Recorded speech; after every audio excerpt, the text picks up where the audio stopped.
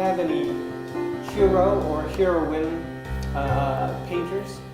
Yeah, there's a great number of people I care about, and we're going to New York later this week. We go once or twice a year, my wife and I, who's also a painter, to New York, and it's essentially to hit the museums and also the galleries. And I'm just enamored of a huge range of painters, particularly all those that are in that tradition of observational painting, you know, and whether it's from the Renaissance forward. And so there's people I think are great painters, you know, Chardin or Monet, on and on. Currently, there's some people, there's a landscape painter named Rackstraw Downs who has a great deal of success, but he's been painting on site for the last 40 years, since the early 70s, very consistently doing that. He will spend weeks on a site. He'll spend weeks on a painting, often on a street corner in Brooklyn, okay, or something like that. And he's very meticulous. He's an extraordinary painter, and I'm not sure how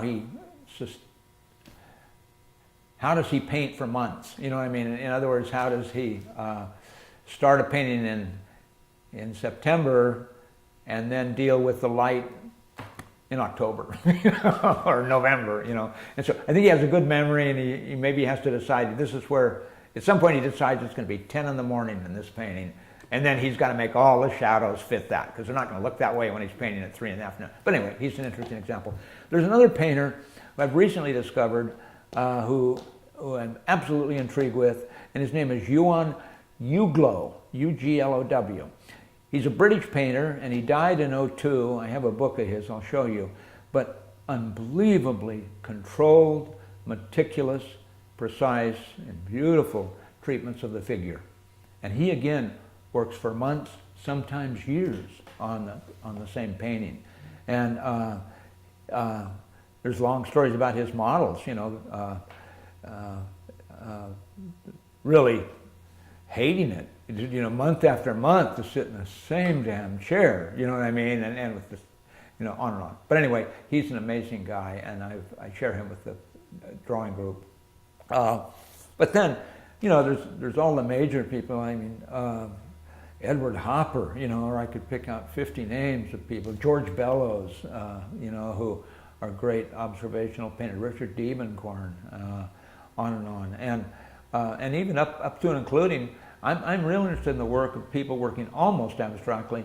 Anselm Kiefer, a German painter who does these huge burnout, ruined landscapes, sort of comment on the whole Nazi thing or the whole German experience when he was growing up.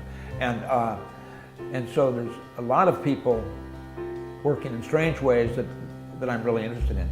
There's a sculptor, there's a woman named Sarah Zeh, it's S-Z-E, and she will take a corner of a gallery or a corner of a room or a staircase of a building, and she constructs an environment there, an installation of thousands of parts. So there's strings and little wires and little lights and little stencil letters and lights and shadows, and I'm just overwhelmed by that work in terms of you could not see it well unless you spent a week there. You need to, you know, because it's so multiple in everything. And we discovered her a few years ago in New York, saw her work, and it's always pleasant. Then a little bit later, she was the American representative at the Venice Biennale a couple of years ago. But anyway, so there's people I'm always interested in looking, and I'm interested in art that engages me. I'm interested in art that puzzles me. I'm interested in art that stretches the boundaries. And art that repeats its familiar stuff. I mean, I don't need to see another painting by a 10-year-old, you know what I mean? Or someone carefully imitating a 10-year-old.